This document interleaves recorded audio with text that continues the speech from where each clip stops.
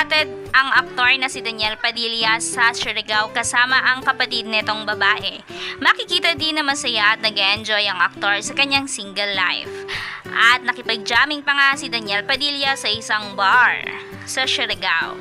Kinabukasan ay trending ang naging signing contract ng actress na si Catherine Bernardo, kung saan isinelebrate din ni Catherine ang kanyang 28th year sa industry. Masaya ang fans dahil nanatili si Catherine sa poder ng ABS-CBN kahit marami ang usap-usapan na tila paglipat nito.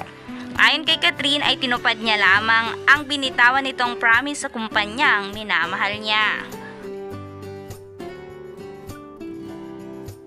Sa naging interview ni Catherine Bernardo, naging emosyonal ang actress dahil naalala nito ang lahat ng kanyang pinagdaanan sa relasyon nila ni Daniel Padilla.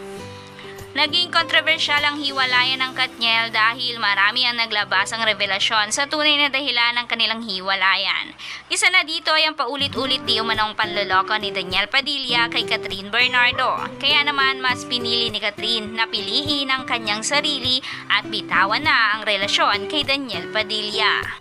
Dagdag pa ng actress ay mahirap nga makahanap ng totoong kaibigan sa industriya. Ngunit may ilan nga daw na nanatili sa kanyang poder at ipinakita na meron pa ring mabubuting puso na mananatili niyang kaibigan. Masaya ang fans dahil nanatili pa ring matatag ang actress na si Catherine Bernardo matapos ang lahat ng kanyang pinagdaanan.